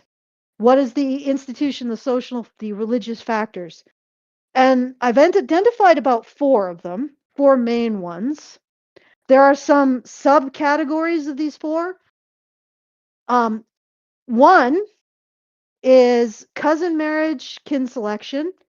Now, these two travel very closely together, but they can be decoupled. So you can continue to have kin selection without cousin marriage, which is something that's actually happening in the Middle East. They are keeping kin selection, but they are moving away from cousin marriage for obvious reasons, because it's terrible. But they've kept kin selection. And the reason why the Gulf states in particular have kept kin selection is because they've kept the laws around male custodialism. So men retain their role as like the paterfamilias, like you would see in Rome, which is very common around the world in the past. Right? So they are responsible for their family members. They help with their wives, no doubt, arrange marriages, and that's how marriages take place. Your father and his friend and their wives will help arrange, and their grandmothers and whatever will bring two young people together and say, "Hey, you're married now. Bam, go to it." That's how kin selection works. Yeah. And on top of that is the usually co-traveler with that is they're selecting cousins so that they don't water down the inheritance of the clan. They want to keep it all in the family, which has unfortunate side effects. And now they're, wising up to that. But they still have kin selection in the Gulf states because they still have those male custodial laws on the books, very resistant to any legal changes there. So they're continuing to get into relationships and have children in those relationships. But their formation is very different than the West. And then there is like Southern Europe, and their particular regime, relationship formation regime, is familial. It's somewhat similar to kin selection, except that the man and the woman are expected to come together in a romantic sense. And what I mean by a romantic sense is it's based on the Christian concept of consent to the relationship, and also that the relationship is something that develops between a man and a woman that the church sanctifies. So the bond exists outside of the community, of the family, of the church, and the church sanctifies the bond. So it's like its own force that's coming into being in the world. That's the romantic model of marriage. And it might be different than the way other people refer to romance, because it really doesn't have to do with like courtly love or gynocentrism. It's simply the idea, and this is something that I think people in the West might struggle with, that this isn't universal. It's the idea that the bond is between the man and the woman. That's what creates it. So their relationship creates the bond. They fall in love, and that creates the bond, as opposed to something that is created through kin selection. Or in the East, in East Asia, the bond is created by a matchmaker, or at least initiated by a matchmaker. So the matchmaker will find the man and the woman who work best together, of course, according to whatever algebra that they have.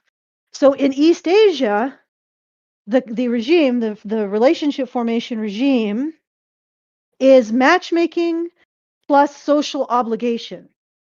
Okay, so there is an obligation that people get married in East Asia. It's a social obligation. It's like getting a job, right? And the way that they do it, and the way that they make marriages happen, is through matchmaking. There's kin selection, there's matchmaking, there's romantic love. Going back to Southern Europe, familial romantic love is the family is the gate. So the man and the woman may fall in love, but the father has to give his consent, and the family needs to know that, there's the financial needs have been met. So the family has a veto, essentially. That's familial romantic love. So the love comes between the man and the woman. The relationship develops between the man and woman, but the family still has a veto. That's the familial in the Southern Europe. In Northern Europe, it is pure atomized romantic love. So the bond is seen as something that arises between men and women. Now, the utility, like the infrastructure underneath that, is of course men's pursuit, men's approach, and men's willingness to endure rejection. Without that, you're not going to find the family formation or the bond formation in the atomized romantic Northern Europe. Okay. And let's see, it's not just Northern Europe, it's basically wherever there was Christian societies, is the romantic notion of love went with it. And again, the romantic notion of love is that the bond arises between a man and a woman, is sanctified by the church, is recognized by the community and the family, and sanctified by the church. I know that there's other definitions of romantic love. Those are not what I'm using. So it does not require demonstrations of subservience by the man. It doesn't require him groveling or any of that other stuff. It's just a recognition that the bond arises from the relationship between a man and a woman, usually through Christian courtship, which isn't supposed to be, please her. It's supposed to be slightly arduous, something that they have to get through with discipline. So that's the traditional romantic relationship. Okay, so I looked through all of the fertility factors, plus the influence of feminism around the world on relationship formation and children. And this is what I have discovered. Feminism kills relationships. I'll just let that sink in. If you guys weren't aware, it kills relationships. Right? I'm going to use an example from the Far East. Korea versus Japan. And it's a particular type of feminism that you need to decouple in order to understand what I'm saying. Japan has a fertility rate of 1.2. South Korea has a fertility rate of 0.7. And why there's that difference between the two is really illustrative of what's going on. Okay? Japan has a type of feminism that's termed women economics or women. I can't say these portmanteaus, guys. It's just impossible. But it's like women economics. So it's like this idea that you get women out into the workplace, they're working. It still values motherhood. It still values men's role and does not require men to challenge their own masculinity. It's also, I use Japan first because this is the least controversial. It's also the communist version of feminism, which is a feminism that's about getting women in the workplace, female education, that kind of stuff. But it's not about challenging men's role in society or their worth as husbands. So there's no negative stuff that's, I mean, communism has a whole bunch of economic problems, but this is not one of their problems. They don't have Western feminism. Western feminism is about men challenging their masculinity, men challenging their role, and this idea that heterosexuality is the site of female oppression and pushing that. It's firewall feminism is what I would call it, firewall feminism. Korea has firewall feminism. Japan has, maybe you could call it more like pro female workplace kind of thing, if that makes sense. Just like pro female employment, pro female education, that kind of thing, but no anti-male stuff, right? Less, or at least significantly less of it. But both of these cultures have similar economic problems. Well, not similar, because Japan has always been a creditor nation, whereas Korea, because of the Asian financial crisis, is a debtor nation, or was, right? So there's that in the past, but they have similar social pressures, similar lack of, economic mobility. But again, Japan, 1.2, Korea, 7, almost half. Now, why is that? Well, because their culture is a matchmaking culture. It is a culture in which the matchmaker, Japan is a matchmaking culture, as is Korea. So when that central role was destroyed, they no longer could partner up. However, what's happened in Japan is they've created a digital matchmaker, right? So they've just gotten into the 21st century and they've just made it, it's not like Tinder, because the Japanese aren't about hookups, apparently. It is about matching people in terms of their economic station, their values, basically on factors that would lead to a marriage. Okay? And now they've at least kept their fertility at 1.2 because they are actually getting people into relationships, which is the key driver of fertility. What's happening in South Korea? Why can't they install a matchmaker like Japan did? Like, just update the concept of matchmaking. Well, they have matchmakers in Korea. They are being attacked by the feminists as regressive and patriarchal. The firewall is literally eating Korea's attempt to regenerate the matchmaker that Japan has. So this is the clearest case, like the clearest case of feminism eating fertility, the feminist Yep. firewall eating fertility in the world. But there are other interesting cases, because if you look at, for example, the ex-Soviet bloc countries, which transitioned into a Western economy in like the 1990s, they also had a feminist firewall installed during, as not necessarily at transition, but at some point after, through all of this feminist funding, this international feminist funding. And what you see with these ex-Soviet bloc economies, now they already had high female labor force participation because of the Soviet system. They had high female labor force participation, high female income, high female employment, education, right? All of this, but it was more of the Japanese style of feminism, which is, I don't even want to call it feminism. It's like a kind of pro-woman thing going on. Just like, yeah, we want women working and whatever else. Pro-female employment. Yeah. It's not firewall feminism. That shit is just toxic.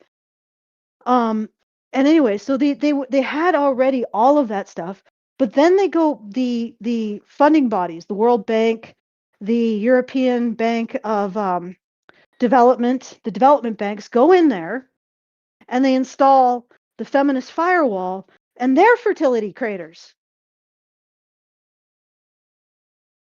because it attacks pair bonding, right? So now what we have around the world is we have these different regimes of former family formation. We have the key societies, that's what KII societies, basically kin selection societies, cousin marriage optional societies. We have the matchmaker societies, and we have the romantic model societies. Yeah. I think there was a fourth one, but I'm blanking on it. I'll remember it in a moment. Now, when you see the feminist firewall installed in the matchmaker societies, you see the fertility crater. When you see it installed in like the romantic, oh yeah, it was the familial. Romantic societies, it does go down, but interestingly, it does not go down as much as the matchmaker societies. So nobody really has gone down as far as Korea. And the reason why it hasn't gone down as far as Korea, and this is my hypothesis, is because the romantic model is actually resilient to it. So the one place where you would never expect the resistance to feminism would be is in romance. But it is. And this is what I'm thinking is going to be very controversial to people. But the romantic model has proven very resistant, or at least more resistant than other models to feminism. The advantage that the kin selection model has is that it's retained its legal basis, which is custodial law, paternal law, paternalism, like paterfamilias. Basically, the man is the head of the household. All of that suite of laws, which has kept kin selection alive in those countries. However, they are also declining, like the West, due to developmental factors. So as a culture develops, its fertility declines. They're seeing that as well. And the same kind as the West saw, without any kind of advantage. So the kin selection cultures don't have an advantage over the romantic cultures. I know this must be a surprise to people that don't. The reason why they're retaining, even not going lower, is because those laws are staying in place. If those laws disappear, they're going to go probably going to go like Korea, right? They're going to end up like Korea, because Korea had similar laws prior to the sorry, Prior to guys, I apologize. Prior to the reforms after the the Asian crisis. And by reforms, I mean that they liberalized their employment laws in order to get rid of all the men who were employed in these family cartels so that they could sell them as assets. I see. But yeah, it's liberalization of the entire thing in Korea was driven by liberalization of employment law. But that destroyed the custodial role of men in their families as providers and protectors, which then subsequently caused their entire family formation to crater. If that happens in other, they're not matchmaker cultures, they're kin selection cultures. But if that happens in kin selection cultures, it's likely they'll see the same crater. However, what we're seeing in romantic cultures is they are already fully, they're already under full force of the firewall. See what I'm saying? Mm-hmm. Like the firewall is already raging in romantic cultures. And the fact that they haven't floored out like Korea without the benefit of the kin selection paterfamilias laws is actually astounding. It's actually really astounding. Like, I mean, I know that I don't know if I've explained this in a way that's really clear, but the Christian form of courtship, the Christian form of family relationship is really resilient. We have legally stripped out all of the paterfamilias that keeps the kin selection form going, and even the matchmaker form going in Korea, right? And we are under full force of the feminist firewall, and we are still breeding. Like, holy shit, guys. That's astounding. Like, I think what we need to do is not despair. I think what we need to do is just get rid of you know how Goku, when he's doing his training, he's wearing a weighted vest? Yeah. Let's get rid of the weighted vest. Hey? See what happens. Like, if we could get rid of the weighted vest, we might be fine. We might be better than fine. Anyway, that's what I found out from my look through the fertility situation around the world. It's not as bad as as it could be, because there is a potential solution, right? Yeah. There is to all of it, and the West could rebound. It's already higher than a lot of other places. And again, the kin selection cultures, if they were in the same trajectory as the West, they would not have any advantage at all. Like, all of the numbers all the countries that are like 4 kids, 3 kids, they'd have no advantage if they were in the same situation as the West is right now. Yeah. And they might actually be at Korea level if they were dealing with the lack of custodial laws like the West is dealing with. So the West has 2 things that it's dealing with that nobody else has dealt with successfully, while retaining at least a floor of fertility.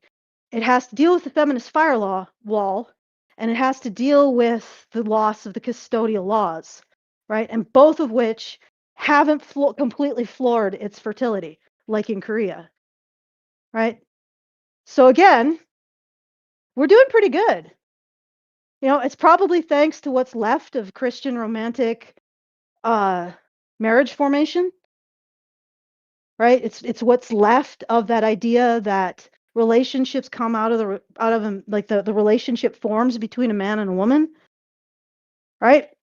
It comes out of that, and I interestingly enough, that is the one form of relationship formation that's closest to what it is biologically, right? So the relationship comes out of the man and the woman coming together. Okay? Yep. And that is the one thing that is resisting everything in our society. It's throwing itself against marriage, family formation, and having children. That's the one thing that's actually standing up, against all of it. Okay? Yeah. So eventually it may be that I don't know. It's just going to have to break. What's restraining it is just going to have to break. And if we want to help that along, then this is my solution set. It doesn't involve taking taxes from from men and giving them to women. It involves presumption of shared custody, right? You might recognize all of the things that I mentioned. Presumption of shared custody. So fixing the divorce laws that unfairly target men. And why would that help? Because it makes relationships more solid, which means women have the benefit of fathers who are fully invested in children they know they're not going to lose, which increases women's fertility. Okay? We need to start recognizing that men are victims of sexual assault and domestic violence. Now, why is that important? It is a direct counter argument to the demonization of male sexuality and men in relationships. It's one of their feminist main pillars of demonizing men's sexuality and men in relationships. One, that men are somehow more sexually violent. No, that's not proven. And two, that men use domestic violence to uphold patriarchy in a relationship. That's the whole site of heterosexuality is the site of female oppression, right? You challenge those two things and you erase that from the board. It's gone. It has no basis to assert itself.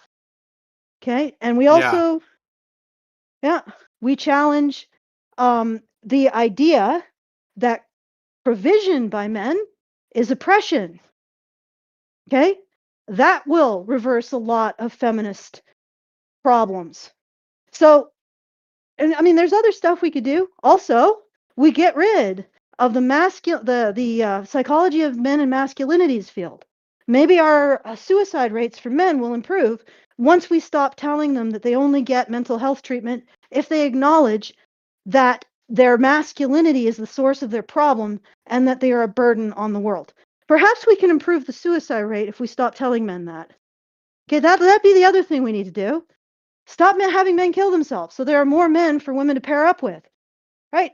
That's just a start. There are other issues that we could deal with, often referred to as men's rights issues, and then our fertility rate would be fine. Be good. We'll be fine. We're all fine. All right, that's all we need to do, guys. We just need to correct these problems. And then the human race will be fine. Better than fine. We'll probably be on our way to actually being a freaking species worth of membership in the Galactic Federation. Okay, I'm done. There you go. That's my solution. Well, that's the end of that section. I did get some more super chows and stuff, so I should read them out.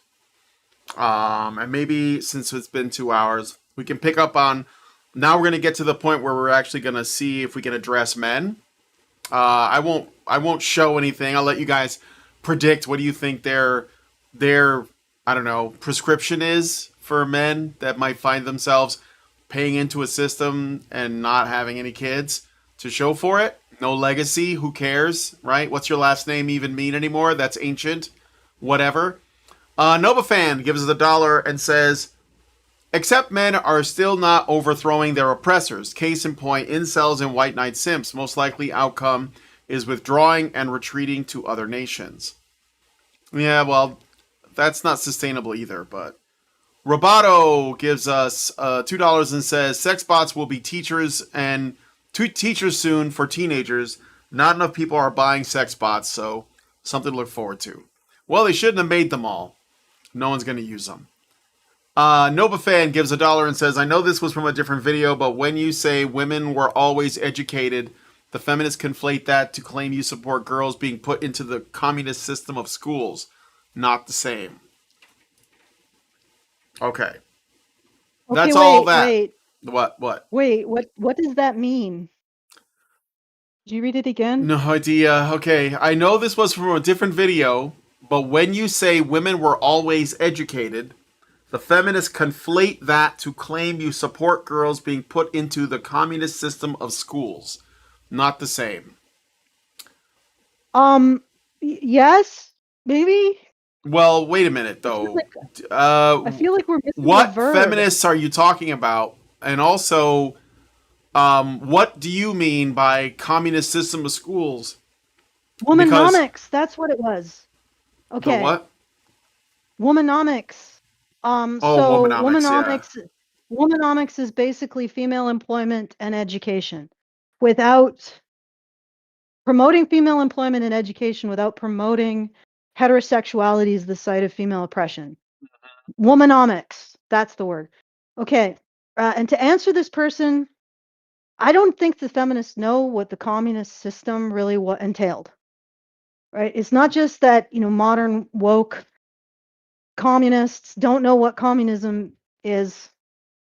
I don't think they realize that in communism, or like legitimate, like Soviet communism, their concept of equality was women should have equal right to be masculine too. Like it was completely different than what they're thinking. So I don't know. Like you can say feminists are delusional about what I mean by female education, but they're delusional about everything. So yes, no, hmm, hmm. Just I think you need an extra sentence. Your super chow is too compressed. It is too dehydrated. Add in another clause just to explain, and then I can answer. All right. He said, I was not talking about woman economics. I was referring to the education system that we all think of for education. So the current education system is what you're thinking of. Do you really think feminists Indoctrination. don't support, you really think feminists don't support that system? They literally always talk about how, college and school is good because they wouldn't otherwise be crying victimhood because of they think for whatever reason men are gonna not allow women to go to school and get an education. When they complain about that, they're talking about public education. They're not talking about homeschooling or something that's actually useful. They're talking about the same education system that's currently made it to where Generation Alpha can't read or do simple mathematics. That's the system they support. Now, they don't know all those Yeah. bad statistics around it, but they're certainly not against it, and they don't think it's oppression, and they don't think it's communist. I mean, if they do think it is, then that means it's good because they support that, because it's state funded and they love the state. So I think that we're kind of crossing wires a little bit here because Yeah. That's. I you think he are needs another just clause. you're describing the education system as communist. Like, I know you're saying that as a joke because it's bad and it's shit and it exists only to make generations of people dependent on the state itself. But feminists are not against that. They love that. So homeschooling is I not think. public education. Women historically were not in the public education. Yeah, but they're Well, all what do you about women define? being in the public education system. What do you define as a public education system? Yeah. Because there wasn't one for the longest time. Yeah, for a long time it was like Jesuits that were doing Yeah. the It was stuff. just like yeah, it was basically the church. Yeah. And in many cases, women would have had access to that. And honestly, women got into what we consider the public education as soon as men did, or close to. And in terms of post secondary, women got into that as soon as that you got more return from participating in it than you had to give. So men had to actually build it up before it was worth joining, which is like a lot of institutions. Men sort of build it up, and women are like, "Why haven't you let us in?" Because we didn't construct it until now. We didn't construct it as a benefit until now. And what a surprise! As soon as it's a benefit, you want in. Like that's the funny thing. And I wouldn't really feminists have such a skewed vision of everything. So I wouldn't compare what we're saying to anything they say, Mm-hmm. aside from, fact checking them. Right. So, and again, I think you need an extra clause in your statement before it's really clear. It's not clear to me. Although I'm not the smartest person, so there you go. There you go. All right. So, did you have anything further you wanted to No, say, I Brian? think I've said it. Everything I wanted to say. Mm-hmm. Yeah, All right. Nova fan. I don't think we're at cross purposes. You said I define the public education system as the one that is infested with communists. So you're just talking about public schools. And again, feminists are not against public schools. Feminists work in public schools. They are all about this. This is what they Yeah. push. So it's not a contradiction. They actually want more people to believe as they do, you know? So Yep. I think that feminist women might hate non-feminist women more than they hate men. Oh, we got. Let me just apply Support? this. Yeah, we got support from. Awesome. Let me. I'm going to apply it. I shouldn't say anything until it's All applied. right. And the reason why is I don't want to. I want to make sure I use the name that he intends me to use, not the name that's Aaron donated $20. Thank you, Aaron. Very Thank much you, appreciated. Oh, Aaron. that was 7 hours ago. That was 7 hours ago, so it wasn't during the show, although it feels like it was. Okay. Okay, thank you. And if you want to join Aaron, feedthebadger.com/support. And if you want to send us a message at any point when the show is done, you can do so at feedthebadger.com/justthetip. And you can include a tip with that message. And yeah, like I feel like this was productive. Like I got a lot of my research that I've been doing out. Although I think that I need to write a book at this point. So yeah, I'm actually starting. I'm starting writing up my findings from the psychology of men and masculinities Yeah. because it is astoundingly bad science. Oh, I'm sure it is. Yeah, Sure, the stuff it's targeted like at men is really awful. and it's found. It's like it is literally funded by the World Bank and the European Bank of something R and development, resources and development, I think. And the World Bank is of course pretty much controlled by the US Treasury. Those guys, everybody calls out the Fed, but it's actually the Treasury Department that might be the evil brother. But anyway, it's crazy. It is crazy. Like for example, they have the conformity to masculine norms inventory with 5 items in it. Okay? 2 of which men reject. So this is basically the conformity to norms that men reject. One they're neutral about. And then one is they basically score the same as women. And then one which is they don't want to appear to be gay. Not that they dislike gay men. They just don't want people to think that they're gay. Right? That is the entirety of the conformity to masculine norms index is riding on the fact that straight men don't want to appear to be gay. Yep. There you go, Brian.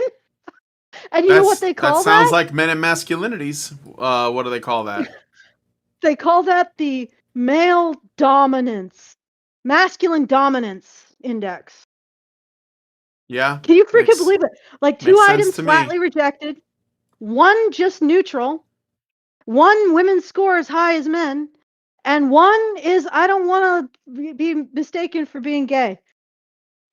I find that curbs my luck with the ladies. Mm-hmm. That's it. And the scale is the scale of masculine domination.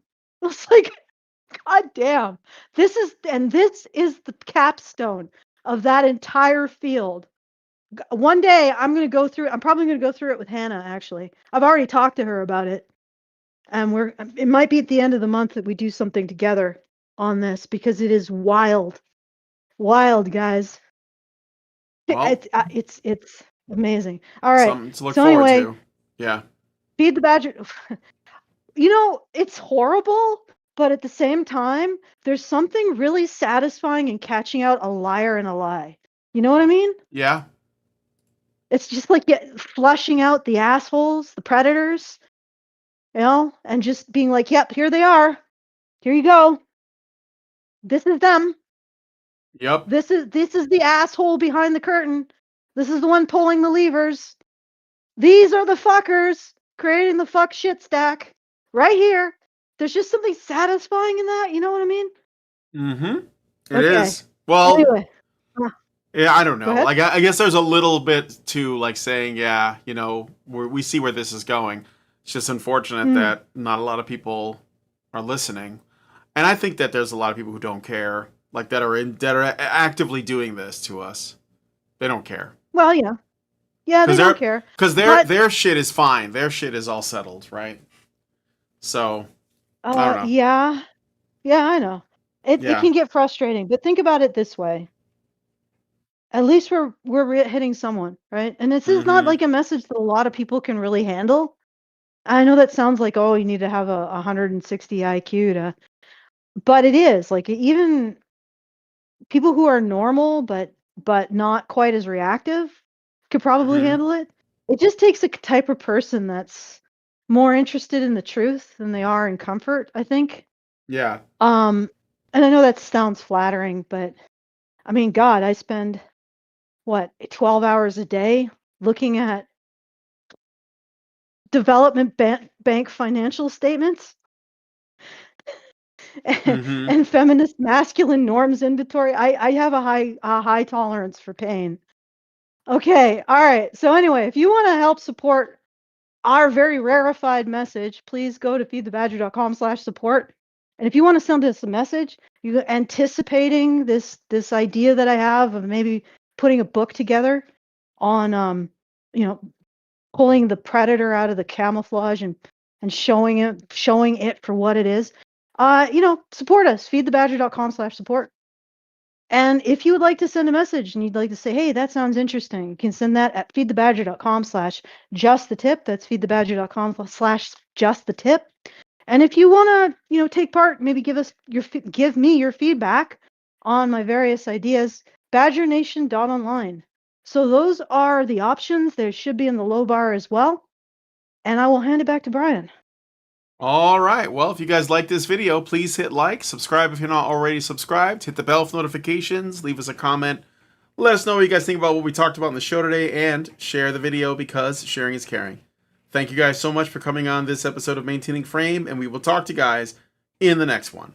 Men's rights activists are machines, dude. Okay? They are literal machines. They are talking point machines. They are impossible to fucking deal with, especially if you have like a couple dudes who have good memory on top of that too. Holy shit, you're fucked.